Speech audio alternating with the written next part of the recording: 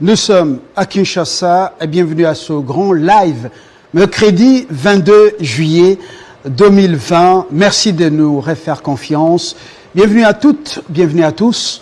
Deux dossiers sur la table. D'abord, c'est l'actualité. Oui, il s'agit bien entendu des récentes nominations au sein de l'armée et de la magistrature en République démocratique du Congo. La réaction du Premier ministre qui était à Lubumbashi est tombée hier la nuit. Que peut changer ou que pourra changer les communiqués du Premier ministre dans la suite justement de la décision du président de la République? On en parle avec un juriste, Dieudonné Kachita. Il sera avec nous en toute première position. Et deux, nous allons parler de la CENI. Quelle perspective après le recul de l'Assemblée nationale? Les religieux, une fois de plus, la balle dans leur camp, renvoyés par l'Assemblée nationale. Si cela n'est pas changé en dernière minute avant la fin de la session de mars, nous aurons Thérèse Dikangou, cadre de la société civile. Elle s'intéresse beaucoup aux élections. On va analyser avec elle cette actualité. Oui, le journal, c'est la grande édition vespérale des 19h. Heure de Kinshasa. Bédrine Kenge est là pour nous en donner la charpente. Bonsoir. Bonsoir Fabien Lumbala. Les grandes lignes de l'actualité, c'est tout de suite.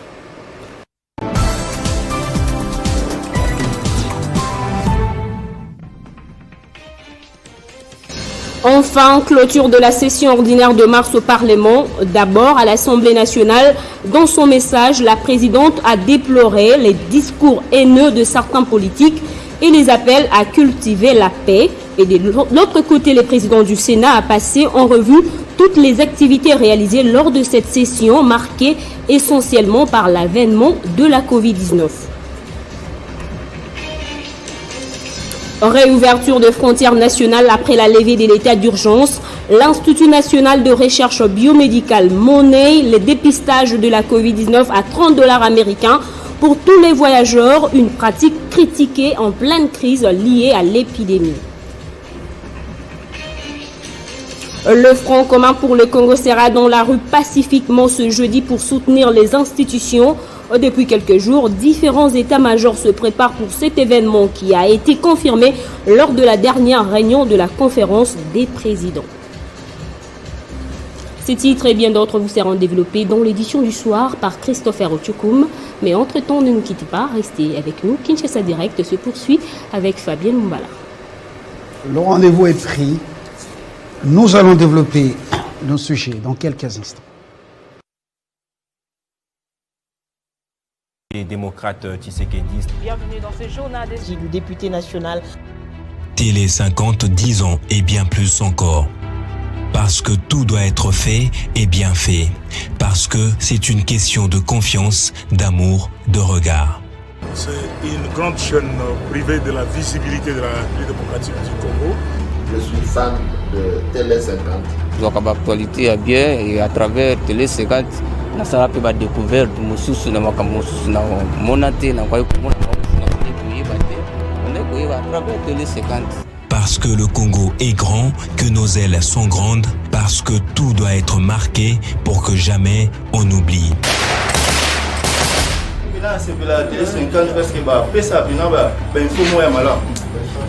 Ma chaîne à télévision est belée en Afrique, mais Télé 50, au moins, ils ont le Congolais Sony. Sans frontières ni limites, nous avons su capter des rêves, des sourires, des succès.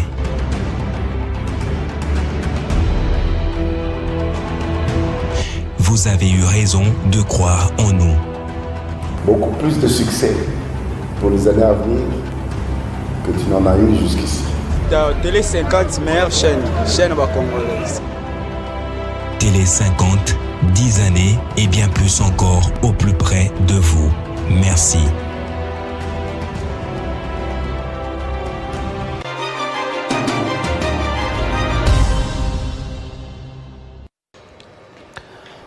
Le tout premier invité de ce soir est avec nous, Dieudonné Kachita. Bonsoir. Bonsoir. Vous êtes juriste et votre formation. Vous avez aussi des couleurs politiques, je ne dirais pas proches, mais vous êtes de l'UDPS.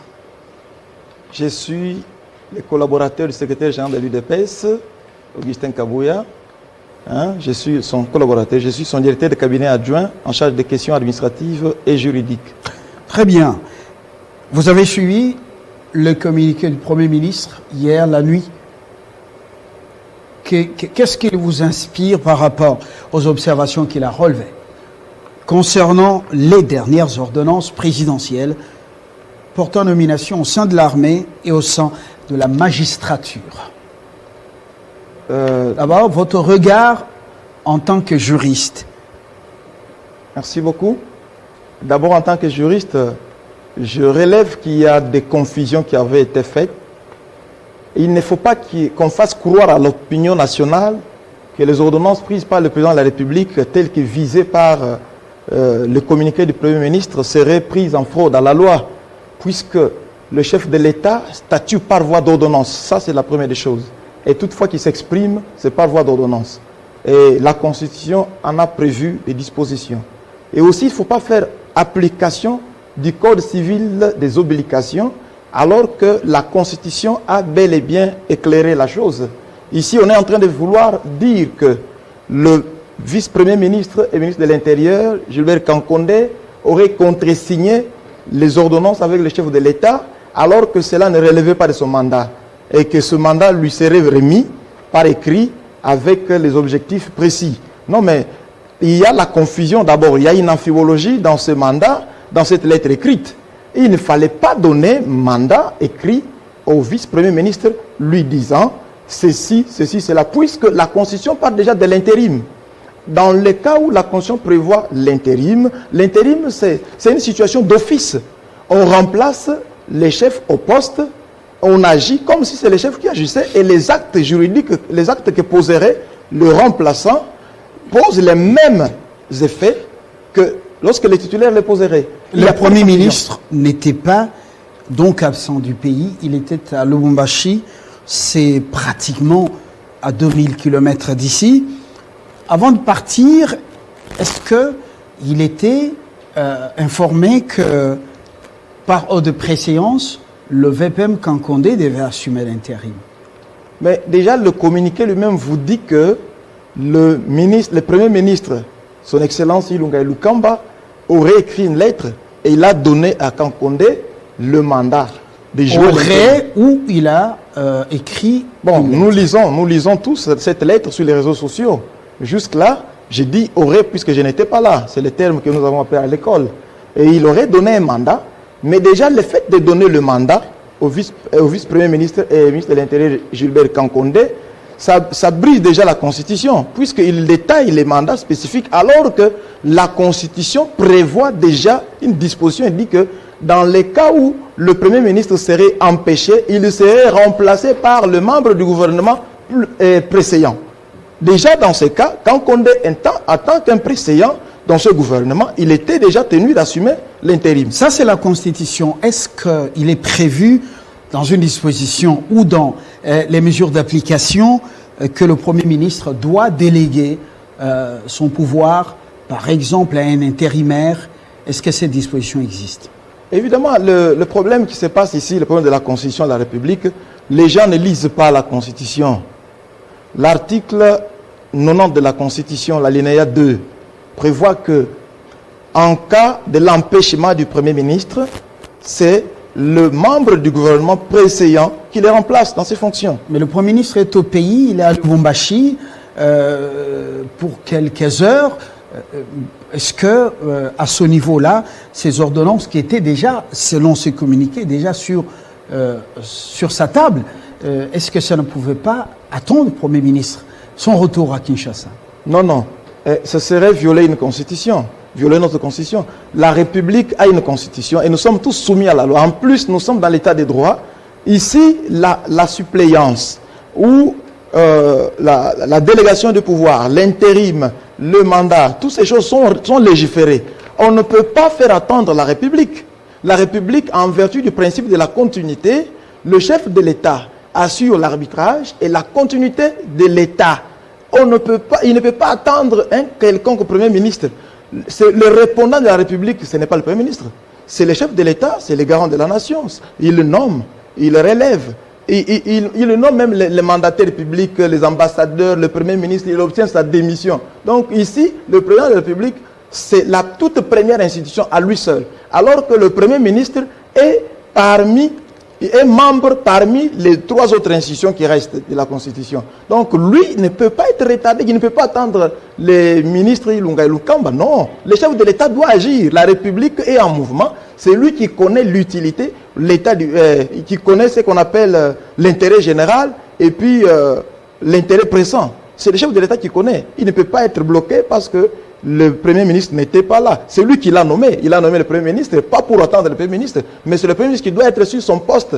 Mais quand il est empêché, l'empêchement aussi ici ne veut pas dire tout simplement que ce soit un voyage ou que ce soit seulement qu'il est allé en Europe. Il peut être à Kinshasa, mais par le fait qu'il a un empêchement quelconque, il ne sait pas agir. Il peut même dire, non, monsieur tel, assume mes fonctions, je suis empêché. Je peux avoir un malaise, je peux avoir un problème, un empêchement. Donc la suppléance ou l'intérim ici est légal. Donc le président n'avait pas à attendre le Premier ministre. Encore, le Premier ministre est en train de jouer aussi son rôle en tant que chef du gouvernement, là où le chef de l'État l'avait envoyé.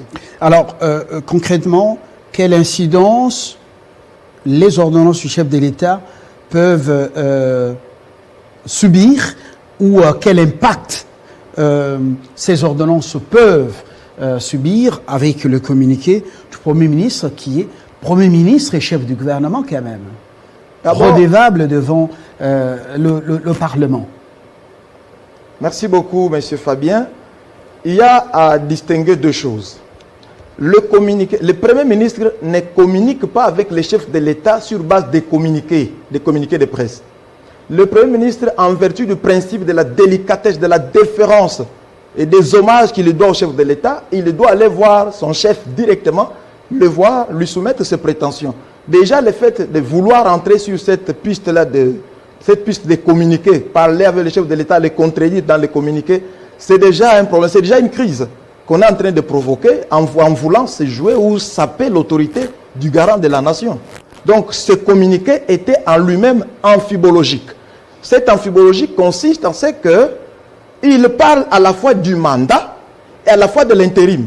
Dans les cas où on parle à la fois du mandat et de l'intérim, moi, en tant que juriste, j'aurais préféré prendre l'intérim, puisque l'intérim est légal. Et dans la Constitution, comme je l'ai évoqué là-bas, dans l'article 90 de la Constitution, à son alinéa 2, on dit déjà que la suppléance, il est remplacé par les membres du gouvernement, le précédent. Donc, je ne pense pas que ce communiqué ait revêtu un caractère légal. C'est illégal. Le communiqué en soi, il était illégal. Donc, il ne faut pas faire croire à l'opinion que le chef de l'État a pris ces ordonnances en fraude à la loi ou en fuite du Premier ministre. Non, il est le garant de la nation. C'est lui le répondant de la République. Est-ce que l'article 90 de la Constitution n'a pas été énervé quand même dans le cas précis? Il faut d'abord aussi répondre si Gilbert Kankondé n'est pas préséant. Mais alors, dans le cas d'espèce, Gilbert Kankondé, le vice-premier ministre et ministre de l'Intérieur, c'est lui qui était le préséant. Et même quand il l'a désigné puisqu'il était le préséant. Mais c'est le communiqué qui énerve la Constitution, qui viole la Constitution, puisqu'il vient vouloir barrer l'alinéa 2 de la Constitution en voulant appliquer les articles 526 et 531 du Code civil des Congolais, livre 3. Or là, c'est une loi spécifique civile des obligations qui n'est pas à confondre avec la Constitution qui est la mère, la loi principale, la loi des lois de la République. C'est un communiqué qui est illégal, que l'opinion retienne que ce communiqué est illégal quand il parle que on lui a donné le mandat de faire ceci, cela, et qu'en cas de nécessité, faire appel au Premier ministre. Non, il n'y a pas ici question d'appliquer les articles 526 et 531 du Code civil congolais, livre 3. Il était question d'appliquer l'alinéa 2 de l'article 90 de notre Constitution qui a prévu la suppléance, qui a prévu l'intérim dont Gilbert Kankondé a assumé. Donc, les actes là, les ordonnances du chef de l'État ne subiront aucun impact, c'est sans effet. C'est légal, même si on allait devant la Cour constitutionnelle, la Cour constitutionnelle lirait l'article 90 alinéa 2 de la Constitution. Alors pour l'instant, la première... en fait, le recours le plus ultime, c'est la Cour constitutionnelle où on passe directement à l'application à mettre justement appliquer les ordonnances du chef de l'État? Non, les ordonnances là ne souffriront d'aucune exception. Il n'y a pas de froid sur ces ordonnances. Ces ordonnances seront déjà appliquées puisque ça a été contresigné par le Premier ministre représenté par l'intérimaire. Aussi, il y a à préciser... Mais lui ne reconnaît pas avoir délégué son pouvoir au vice-premier ministre Kankondé. Non. Il n'a pas délégué le pouvoir ou l'intérim au vice-premier ministre Kankondé de l'Intérieur. C'est aussi là le problème. Lorsqu'on dit qu'il a été surpris d'entendre les ordonnances être lues sur la chaîne nationale, il a été surpris, il ne doit pas être surpris. Il sait qu'il avait désigné quelqu'un pour jouer l'intérim. Mais il a péché en disant à la fois qu'il joue l'intérim, que quand on joue l'intérim, et en même temps en lui faisant croire aux dispositions de la loi civile, du Code civil des obligations. Ce qui n'est pas normal. Dans les cas où il y a la confusion, même en droit, on dit que la confusion éteint le droit. Donc il ne peut pas se prévaloir de cette confusion qu'il y a eu dans sa lettre.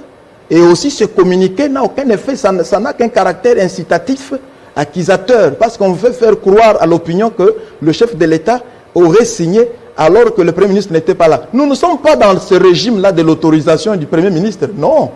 Le Premier ministre ici vient contresigner. Mais le contreseing signifie quoi concrètement? Quelle est la vraie sémantique du contreseing? Merci beaucoup, M. Fabien. Oui. On vient contresigner un acte d'une autorité, juste pour l'authentifier, pour l'approuver. Mais ça n'enlève pas le caractère juridique ou les effets de cet acte-là. Donc, on endosse une responsabilité d'une autorité habilitée. Et donc, on vient juste le prendre et puis permettre sa mise en application. Donc, le contreseing du Premier ministre ici n'est pas une condition sine qua non pour que le président de la République agisse. Il agit, c'est lui le garant de la nation, c'est lui qui gère l'intérêt général de la République. Donc il ne peut pas être opposé avec le contreseing. Parce que sans le Premier ministre, le remplaçant du Premier ministre jouerait tout le rôle du Premier ministre empêché. C'est comme ça que ça se passe.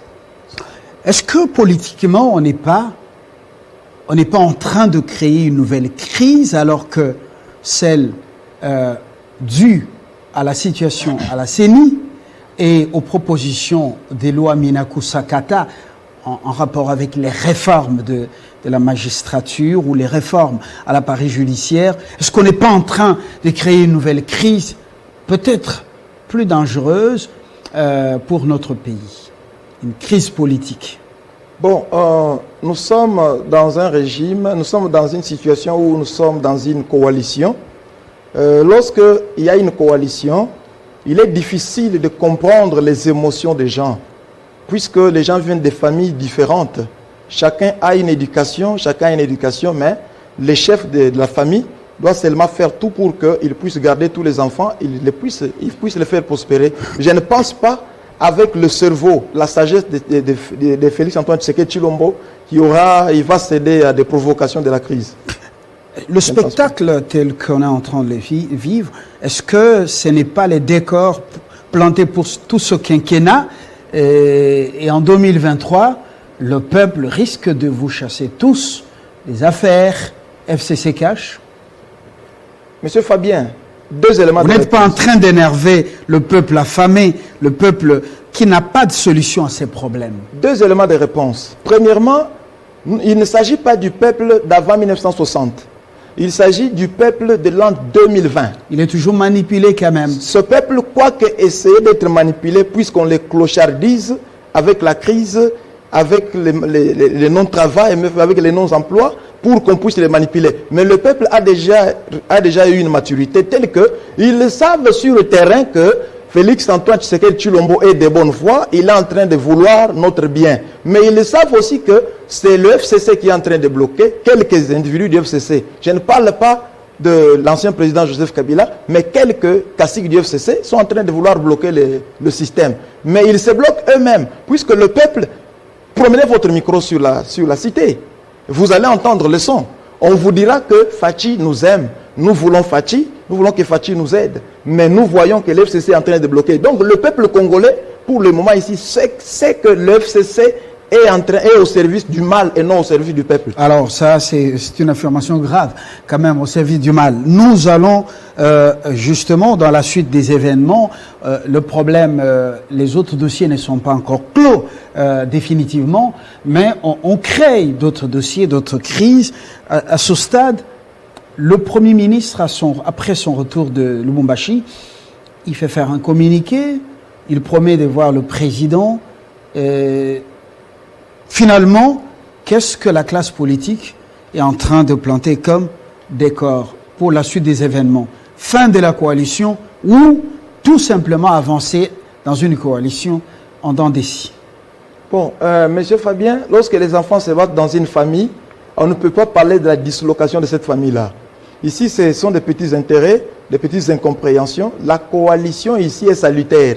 Il faut que l'opinion retienne. Vraiment, le peuple veut qu'il y ait les divorces entre FCC et CASH. Mais quelquefois, ce qu'il faut donner au peuple, c'est que le président qu'ils ont élu, ils ne lui ont pas donné la majorité au sein du Parlement. Et vouloir divorcer, c'est le mettre en difficulté. C'est vrai qu'il peut dissoudre le Parlement et puis aller aux élections rapidement. Avec les moyens financiers, aller aux élections, Monsieur Kashita. Ne vous en faites pas. Monsieur Fabien, ne vous en faites pas, la République a énormément de moyens. Qui pouvait croire que, d'entrée des jeux de Félix Antoine Tshisekedi Tshilombo, les programmes d'urgence de 100 jours seraient lancés avec l'argent cash? L'argent est là, le problème c'est de l'usage de cet argent. Il y avait de l'argent, donc à la Banque centrale, il y avait de l'argent. Bon, l'argent entre, il y a des services qui génèrent l'argent, mais seulement les services étaient mal gérés, pour qui dirait, étaient mal gérés. Maintenant qu'on a bloqué, et on semble bloquer avec l'état des droits, bien sûr. L'état des droits semble bloquer les portes des trous, les portes des vols, des concussions, des détournements.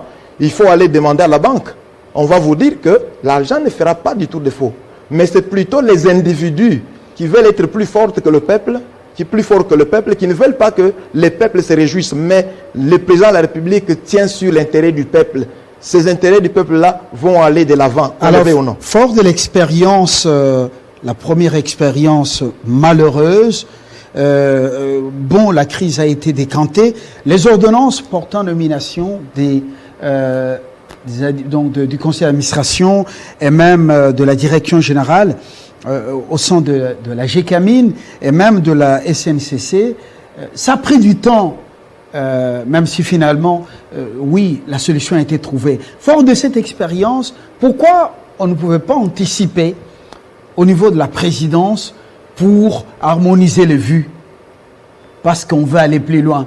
On dit qu'il veut aller plus loin, qu'il va aller loin, ménage sa monture, dit-on. Bon, bien entendu, cette nébuleuse question des ordonnances qui ont souffert pendant une année, ça, c'était juste une question de mauvaise foi de nos amis. Donc, nos amis... Il était aussi question du contre-seing du Premier ministre. Évidemment, le Premier ministre devait contresigner. Mais ici, il était question des ordonnances qui étaient salutaires au peuple congolais, alors que nos amis en face n'aiment jamais travailler pour l'intérêt du peuple congolais. Alors, c'est comme ça qu'ils ont essayé de bloquer, mais ils se sont rendus compte qu'ils se bloquaient eux-mêmes.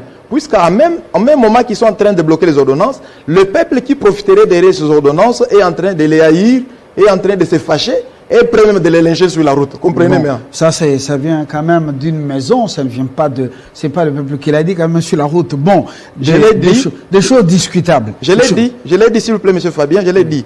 Si vous avez suivi mon chef, le secrétaire général Augustin Kabouya, il avait dit ça. Il a dit, demandez, vous êtes des journalistes, descendez, ce n'est fût-ce que dans le Tchangou, avec le micro, et puis invitez quelqu'un du CASH et quelqu'un du FCC qu'il se promène à pied.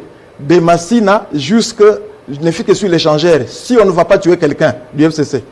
Bon, ça c'est la culture de la violence qu'il ne faut jamais encourager. Si vous vous dites démocrate, si vous dites, vous prenez l'état de droit. Monsieur Kashita, je vous remercie d'être venu. On devait voir un membre du FCC sur ce plateau, mais l'agenda très chargé ne lui permet pas d'être là. Bonne soirée. Merci beaucoup, M. Fabien. C'est moi qui vous remercie. D'accord. Dans quelques instants, nous prenons une femme de la société civile, Thérèse Dikangou, pour parler justement du processus de désignation des membres de la centrale électorale.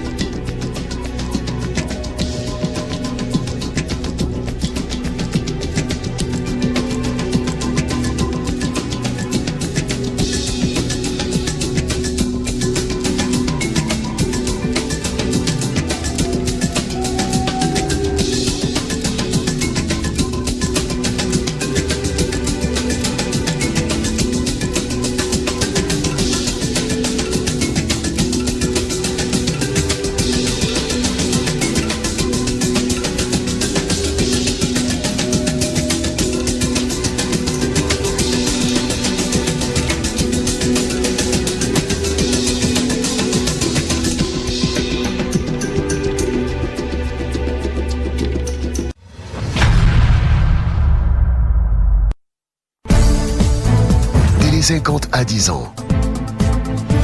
Près de 29 millions de foyers TV. Plus de 203 millions de téléspectateurs connectés chaque semaine. Plus de 870 correspondants à travers la République démocratique du Congo. Plus de 30 millions d'abonnés sur les réseaux sociaux. Télé 50, c'est plus de 20 000 journaux réalisés chaque année. 28 magazines hebdomadaires réalisés par la rédaction. Télé 50, à 10 ans, nous avons 10 ans.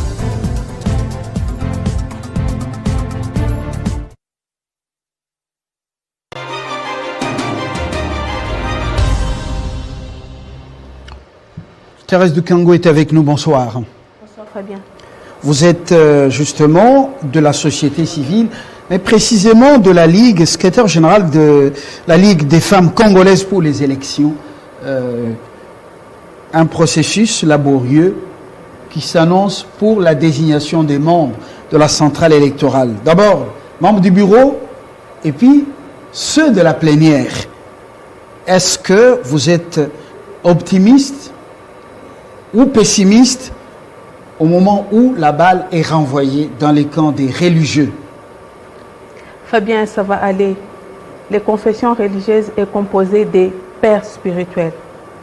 Ils vont s'entendre pour donner un nom à l'Assemblée nationale afin qu'elle soit nommée par le chef de l'État, Félix Antoine Tshisekedi Tshilombo. Bon, vous dites que ça va être facile, alors que chacun a son agenda, l'Église catholique a son agenda, l'Église protestante, les églises indépendantes de réveil, ils ne parlent pas le même langage. Et c'est au moment où il y a des enjeux, où les partenaires cherchent aussi à faire positionner des gens. Pour quel agenda, on ne le sait pas. Vous banalisez, vous dites, ça va bien se passer. Qu'est-ce qui vous fait dire ça? Parce que, vous savez, il y a quelque temps, les catholiques et les protestants n'étaient plus à la cimée. Depuis que les confessions religieuses catholiques sont revenues d'un contact diplomatique de l'Ouganda, ils se sont rencontrés l'année passée, ils se sont mis d'accord et le secrétariat technique a été donné à l'abbé Chollet qui est catholique. Ils ont travaillé ensemble. Et voilà, pendant la désignation, ils ont eu des problèmes. Aujourd'hui, les chefs de l'État leur demandent de revenir à la table des négociations. Ils vont s'entendre. Moi, j'ai la conviction ferme qu'ils vont s'entendre. Avec quel candidat cette fois-ci? Bon, les choses... Recommencer à zéro, oui, les choses ou bien reprennent. tabler sur les 3 candidats qui étaient déjà en lice, ou les 2 qui étaient en lice? Ça personne ne peut... à l'état final. Ça, personne ne peut le dire. Il y a qu'eux-mêmes, quand ils seront ensemble, ils vont se mettre d'accord sur quelques points. Personne ne peut le dire en avance, non. Personne ne peut le dire. Mais c'est quand même inquiétant quand on sait que, au finish, il y a eu 3 candidats et 2 sont restés justement dans la compétition et le choix a été opéré. Et cette fois-ci, vous voulez nous dire que l'extérieur a pu influencer les choses au niveau des confessions, certaines confessions religieuses, comme vous avez fait partir, vous avez accepté que Kapalaï parte de la cimée pour être remplacé par qui exactement? Vous savez, le départ de Kapalaï Kapalaï plutôt, Kapalaï. Kapalaï, oui, oui, je connais très bien. Oui. Je connais très bien. Son départ ne gêne pas le processus parce que tout le monde peut être remplacé à la CINE. Ici, il est question de s'entendre. Ce que je n'ai pas accepté, c'est de changer les règles pendant le jeu. Certaines règles qui ont été prises en compte pendant le jeu n'étaient pas honnêtes. Je ne suis pas là pour faire des reproches à nos pères spirituels. J'ai beaucoup de considération pour nos pères spirituels, mais je leur demande de se comporter comme les parents de tous les candidats, parce que nous les appelons pères. Si tout le monde doit venir avec son candidat dans la poche, ce n'est pas bien. Vous avez suivi le processus électoral depuis l'époque de Malmalou. Oui. Jusqu'à aujourd'hui, jusqu'à l'équipe Nanga. Que représente pour vous Malonda, qui est contesté par une frange des confessions religieuses? Honnêtement. Honnêtement, oui. Malonda, moi je l'appelle joker. Joker, pourquoi? C'est un joker.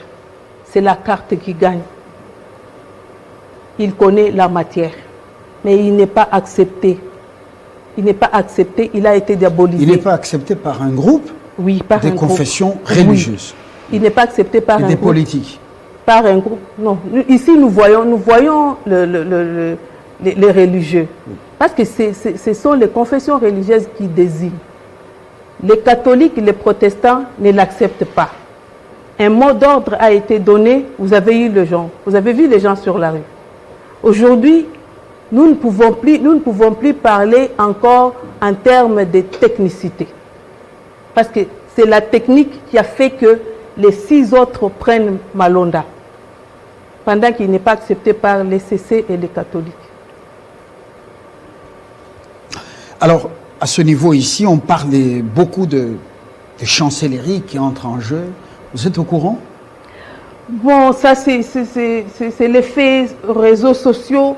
Moi, je ne veux pas. Nous avons reçu Sonny Kafuta sur un plateau ici qui affirmait qu'il est hyper sollicité par des chancelleries. Oui, s'il est sollicité par les chancelleries et qu'il l'a dit, ça n'engage que lui. Moi, je ne peux pas parler de ça. Moi, je vois seulement les confessions religieuses. Je vois les 8 confessions religieuses qui ont notre confiance. Nous leur demandons de se comporter comme des parents et que chaque père spirituel ne nous amène pas un membre de famille. Parce que nous qui n'avons pas de membres de famille là-bas, donc nous n'aurons pas la chance d'être désignés un jour. Alors, vous avez porté vous avez désigné quelques membres au sein de la société civile au niveau de la plénière de la centrale électorale, la CENI. Oui. Durant les 5 dernières années, c'était Madame Ntamuzinda Elodie, oui, qui vient de la Ligue des femmes, société civile, organisation féminine. Oui. L'étape n'est pas encore là, parce que vous aussi, vous serez dans l'embarras pour désigner la remplaçante de Elodie Ntamuzinda. Alors, on en est au niveau de l'animateur principal de la CENI. Quelle est votre préférence? Les femmes impliquées dans le processus électoral. Vous savez, Fabien, la préférence ne fait rien ici. Ça n'a pas d'impact. Ici, ce sont les confessions religieuses. Ça a de l'impact. Non, la préférence, vous pouvez préférer. La préférence n'a pas d'impact.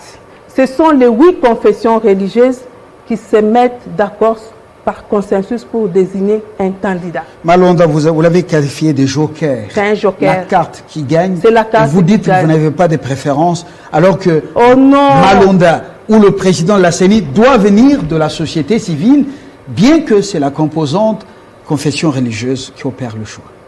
Mais vous êtes la société civile plurielle. Oui. Oui. Et vous dites, ça n'a pas d'importance. Pour quelle raison? Pour la simple raison que ce n'est pas votre volonté qui va jouer, ce sont les 8 confessions religieuses qui vont désigner. Et vous savez, l'éducation civique électorale a déjà désigné leur candidat depuis l'année passée. Vous avez la CIME, vous avez aussi l'EDICIEL. C'est seulement chez les femmes où il n'y a pas eu un cadre légal pour la CENI, entre la femme et la CENI. Mais la CIME existe et l'EDICIEL existe. Ces deux-là sont incontournables. Donc, le choix doit se faire là, à la CIME et à l'EDICIEL. Chez les femmes, on est aussi en train de nous organiser. Nous sommes déjà à l'étape de réception des candidatures. On a déjà reçu les candidatures. Combien de postes au sein de la plénière? La plénière de la société civile est représentée par 3 délégués, ici respectivement de confessions religieuses, les organisations de défense des droits des femmes et organisation éducation civique et électorale. Donc c'est une seule place pour la société civile femme. Et là, nous allons le faire d'une manière élégante pour désigner notre représentant à la CENI qui va remplacer Madame Elodie Tambouzinga. Oui, apparemment, vous êtes cool, les femmes. Souvent, ça ne pose pas beaucoup de soucis. Nous revenons au choix de ce que nous appelons pères spirituels, c'est ça? Oui, nos pères spirituels. Les encadreurs spirituels. Disons-nous la vérité. Oui. Quelle est votre préférence? Parce que les femmes sont écoutées au sein de la société civile. Recommencer les processus à zéro avec autant de candidatures pour donner la chance à tout le monde, ou bien continuer avec la liste des 3. Oui, Fabien, je ne vais pas me répéter. Je vous ai dit, le chef de l'État a demandé... Non, la préférence, on parle de la préférence. Les chefs de confession religieuse, ce n'est pas Dieu le Père qui décide. Vous êtes société civile. Oui. Et votre voix doit être écoutée. Quand les hommes se battent, parmi les chefs de confession religieuse, il n'y a aucune femme. Vous voyez des Kapala et jusqu'en Bongo, il n'y a aucune femme. Et pourquoi les femmes doivent se taire? Et dire c'est Dieu le Père qui a parlé et c'est fini. Dieu le Père a parlé, mais regardez les conséquences. Il y a eu mort d'homme, il y a eu des marches jusqu'à aujourd'hui. Les femmes ne se taisent pas. Fabien, je suis en train de dire une chose. Nos pères spirituels ne peuvent pas amener chacun son candidat dans sa poche. Tous les candidats sont leurs fils et leurs filles. Et j'ai parlé des changements de règles pendant le jeu. On dit, à la fin, quand ils ont 2 candidats, on dit chaque candidat doit être porté par une confession religieuse. Ce n'était pas comme ça au départ. Ce n'était pas comme ça au départ. Ils ont reçu les 24 candidatures, ils ont tamisé 19, tamisé 13, tamisé 11, tamisé 6, puis 3, puis 2. Et quel tamis, voilà, par moment un tamis compliqué avec une élimination difficile à digérer. Nous n'acceptons pas ça. C'est pourquoi nous disons que nos pères spirituels doivent nous considérer tous comme leurs fils et filles sans tendance ethnique. Aujourd'hui, nous sommes choqués de voir que 3 candidats de taille, Jérôme Monceau, Sylvain Loumou et Denis Kadima, ont été éliminés seulement parce qu'ils sont Kassai. Non. Nous avons vu Goy Mulunda avec le sénateur à vie Joseph Kabila. Ça n'a pas posé problème. Pourquoi on a accepté, les 6 autres confessions religieuses ont accepté ces règles-là? Des mauvaises règles qui ne nous réunissent pas. C'est pourquoi ici, je lance un appel à nos pères spirituels. Ils doivent nous considérer comme leurs enfants, comme leurs fils et leurs filles. Il n'y a pas question d'amener un candidat dans sa poche, un membre de sa famille qu'on doit soutenir. Ça, nous n'acceptons pas. Ce qui est passé est déjà passé. Alors, faudra-t-il redéfinir les critériums? C'est pas à notre niveau. Vous savez, il n'est pas aisé de mettre les 8 confessions religieuses ensemble pendant que 2 avaient déjà quitté et ils ont réintégré. Quand ils ont réintégré, ça montre leur grandeur. Les catholiques et les protestants. Et les protestants sont rentrés à la CIME. Ils sont officiellement.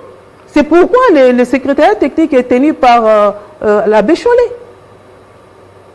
Officiellement, ils sont réintégrés. Ils ont réintégré la CIME. Et moi, je trouve qu'il n'y a pas quelque chose qui peut empêcher qu'ils se mettent de nouveau ensemble pour désigner le président, un représentant à la CENI. Au regard du spectacle offert aux Congolais par les religieux, est-ce qu'on ne peut pas changer les règles de jeu et que seulement le président de la CENI sorte de la société civile et non forcément des confessions religieuses comme composantes? En réalité, Fabien,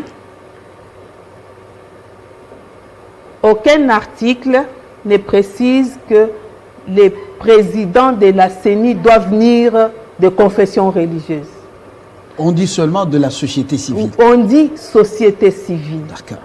Confession religieuse, les organisations de défense des droits des femmes et organisations de l'éducation civique et électorale. Mais il s'est fait que pendant 2 désignations, ce sont les confessions religieuses qui ont désigné le président. Ça devient une habitude. Et voilà, aujourd'hui encore, c'est eux qui désignent, mais la loi n'est pas claire là-dessus. La loi n'est pas claire. La présidence, en fait, le processus a été donc présidé par le cardinal Ambongo. Cette fois-ci, ce que ça peut changer, on donne la présidence de cette démarche ou de ce processus à un autre religieux qu'aux catholiques. Parce qu'ils ont déjà appelé avec certains politiques à des marches. Il y a eu casse, il y a eu mort d'âme. Chat échaudé craint même l'eau froide. Est-ce qu'on ne peut pas anticiper? Parce que même nous, médias, nous sommes société civile. Pourquoi vous parlez tous en notre nom alors que vous n'êtes pas seule société civile? Fabien, quand on dit société civile, ce n'est pas toute la société civile. Et même quand on dit confession religieuse, ce ne sont pas toutes les confessions religieuses. Il y a la CIME, un cadre de concertation qui a été mis en place pour traiter les questions électorales. Quelle est sa valeur juridique? Sa valeur juridique, c'est le fait d'être un cadre. Parce que la CENI, dans les mesures d'application, il y a des cadres de concertation qui sont officiels. C'est comme la CIME est officielle, l'EDICIEL aussi est officiel. Alors, toute société civile ne peut pas sortir de je ne sais où pour commencer à désigner le représentant à la CENI. Non, non, ce n'est pas comme ça. Il y a la loi qui régit la CENI et nous devons prendre en compte cette loi-là en vigueur. Thérèse Dikangou, à moins que vous ayez un message d'espoir, apparemment vous êtes très optimiste. Nous terminons le journal, il est prioritaire chez nous. Un message pour la suite des événements. Les femmes, vous êtes flexibles, les hommes, vous y croyez, vous l'avez dit, un message d'espoir. On termine. Un message d'espoir. Nous regardons vers 2023. Si nous n'arrivons pas à désigner le représentant, les membres de la CENI maintenant, nous risquons de glisser. Et vous savez ce que c'est le glissement dans ce pays. Nous avons eu des morts pour le glissement de 2016 à 2018. Nous ne voulons pas que ça se répète dans un état de droit. Les élections sont préparées au lendemain des élections précédentes. On devrait déjà commencer à faire cela. C'est ainsi que nous, à l'EDICIEL, nous avons déjà désigné le représentant pour l'éducation civique et électorale. Les autres ont traîné les pieds seulement pour s'entendre, pour arranger les choses entre eux. Et le temps qui nous reste, il n'est pas à notre faveur. Le temps, c'est une composante dans les élections qui n'est pas flexible. Le temps est trop têtu. Et les opérations électorales tiennent toujours compte du temps. Si vous avez 10 jours, c'est 10 jours. Si vous le faites dans 5 jours, c'est chaotique. C'est pourquoi nous voulons que la désignation se fasse dans toute transparence et que nous trouvons les représentants avec la société civile, avec la majorité et l'opposition, les 13 membres pour la loi en vigueur. Vite, vite, on arrange les choses, on organise les élections en 2023 et c'est ça même l'état des droits quand nous avons les élections à des fréquences régulières. Merci beaucoup. Beaucoup ne croient pas aux élections en 2023. Le Covid ou la Covid-19 s'est fait inviter justement pour tout gâcher. L'économie par terre, les finances. Il y a des réformes qui sont plus importantes au-delà de la désignation des membres, des animateurs de la CENI. Malonda où une autre personne et les autres membres qui vont venir risquent de tourner les pouces à la CENI, oui, où il y a un paiement, justement, depuis quand même un certain nombre de mois, tourner les pouces en l'absence des réformes et ne pas organiser les élections en 2023. Alors, non, on a terminé. On a terminé, on pourra en parler, réformes. Vous en parlez rarement, vous, société civile. Les réformes sont importantes. On désigne et avec l'équipe désignée, nous allons faire les réformes. Si nous attendons les réformes, on n'aura pas à tenir les élections en 2023. Merci beaucoup, Thérèse Dikangou. Je rappelle que vous êtes secrétaire générale de la Ligue des femmes, la Ligue des femmes congolaises pour les élections, société civile. Elle est nombreuse au Congo. Bonsoir, les informations sur votre chaîne et la suite.